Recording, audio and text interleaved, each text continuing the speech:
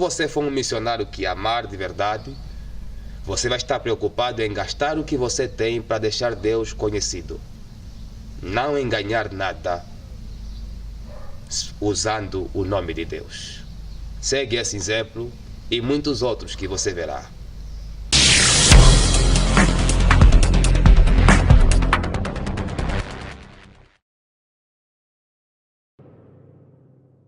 How do you stay positive? Dr. Ranier Tahar's commute to work takes just a few minutes. Sometimes at night, when they call me for an emergency, it goes a bit faster. Sure. Sometimes on the bicycle. Yeah. Dr. Tahar started as the medical director of Nkoma Hospital in Malawi in 1996. So I've worked in the West, I've worked in Canada and in South Africa and in England. But I think what I do here makes the biggest difference. As medical director, Tahar hired Dr. Catherine Hodge to solve a problem.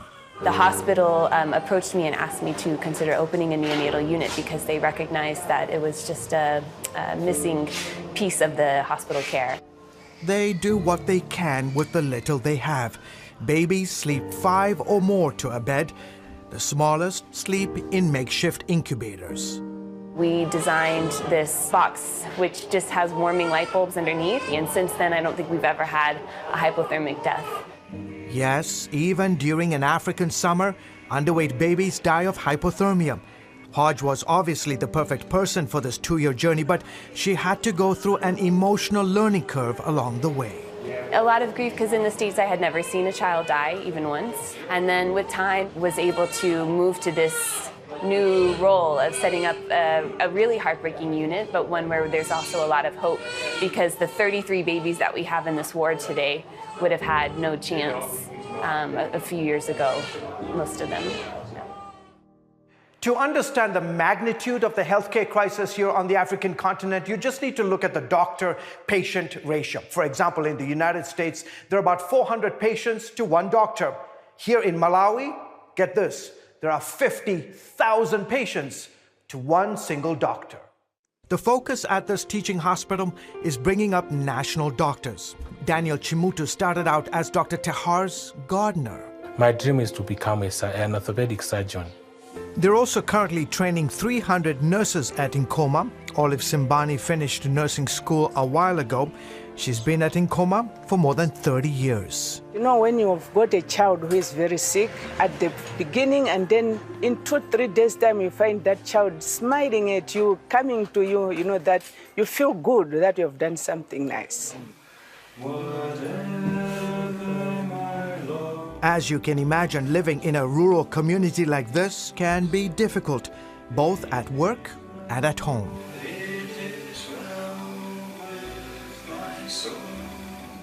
The electricity is probably the most common challenge we have. Also the water needs to be pumped from a river 5 kilometers from Nkoma.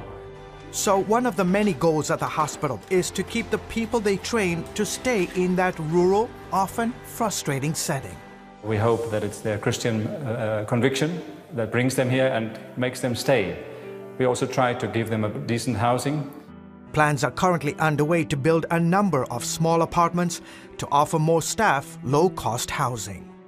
You know, nursing is a passion. So if people have got that passion to work, and looking at how poor people here are, you can stay and you can still go on.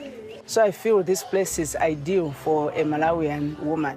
And it's ideal for doctors like Tahar, not for the salary or the luxury or the amenities, but for the necessity.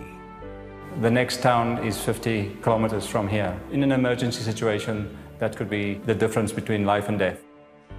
George Thomas, CBN News, Nkoma Hospital, Malawi.